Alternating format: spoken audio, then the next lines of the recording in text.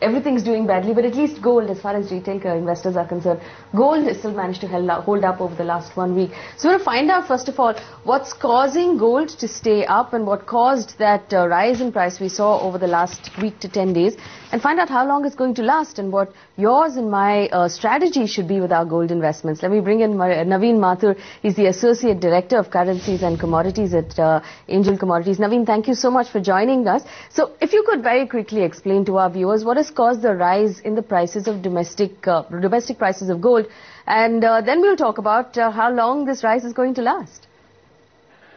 Thank you very much, Fai, and it's an honor to be there on this particular show of ET Now. Now, there are two different reasons of gold. One is the international price reason and the other one is the domestic prices, why they are moving up.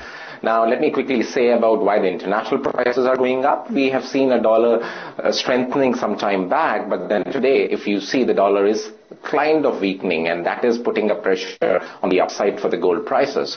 At the same time, there are signs that the ETF buying has started happening. If you see the last week data from the CFTC, there has been some kind of a positive sentiments building around by the gold ETFs, and they bought it after 2 months of continuous being on the selling side. They have bought for the first time after the 2 months. So internationally, I think the prices have gone up because of these fundamental reasons.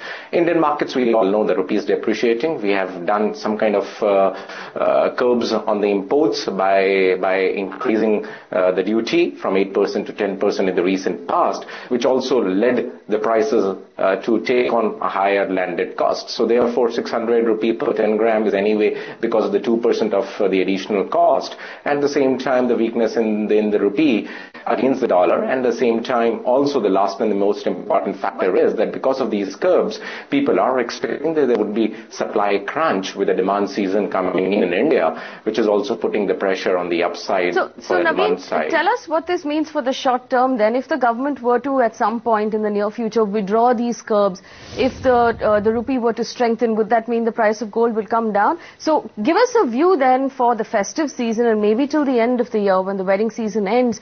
Where do you expect to see gold at the end of the year in terms of the domestic price? The only factor which is very crucial today in Indian markets to look out for would be the rupee factor against the dollar.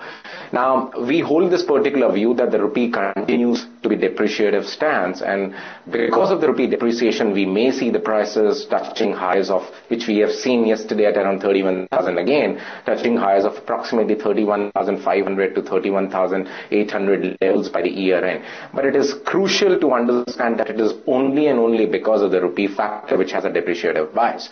At the same time, the international markets, we are looking forward for a tapering to start sometime in this year with the US data coming up positive, and the Fed may look forward to sometime in September or maybe even December. With that note, the dollar may strengthen, and therefore the prices may hover in a range of approximately $13.75 to $14.10 levels by the year end. So I think that the international space is pretty much tight with the Naveen, I want to understand from you now, in terms of retail investors, a lot of retail investors invest in gold because they are planning for a wedding in the future, or they want to basically exchange that gold investment for actual jewelry sometime in the future. So for investors like that, assuming we're talking now to long-term investors, what should be their strategy at this point? Should they be buying at these levels? Do you expect it if it's going to come down? Do you expect dips in the next 3 or 4 months? What should we do?